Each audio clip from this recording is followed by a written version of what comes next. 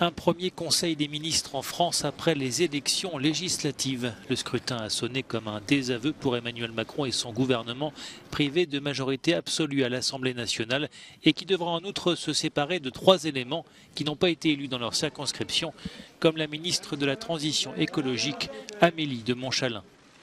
Dans l'opposition, de nombreuses voix réclament également le départ de la première ministre Élisabeth Borne, élue de justesse dans le Calvados.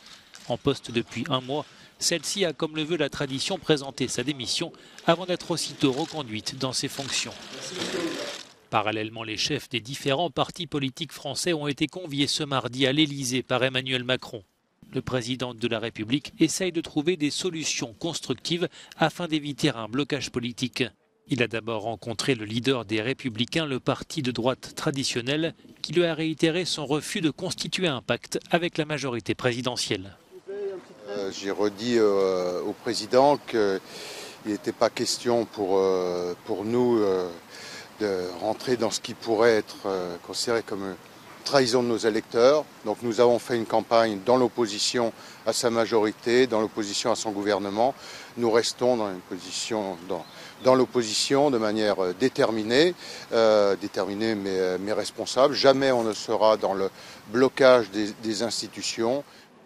Également reçue par Emmanuel Macron à l'Élysée, Marine Le Pen, la chef du Rassemblement national.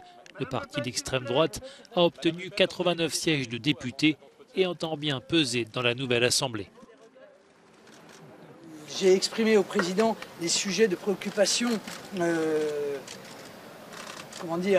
urgents, qui sont ceux que porteront les députés du Rassemblement national, à savoir le pouvoir d'achat avec cette inflation qui monte de manière très inquiétante et qui semble hors contrôle, notamment sur les produits de première nécessité qui touchent évidemment les Français les plus modestes, mais également bien sûr sur l'énergie. Emmanuel Macron reçoit ce mercredi le représentant du parti La France Insoumise à l'initiative de l'Alliance de gauche qui a recueilli 131 sièges de députés. Parmi eux, le leader du Parti communiste qui a indiqué qu'Emmanuel Macron envisageait la constitution d'un gouvernement d'union nationale.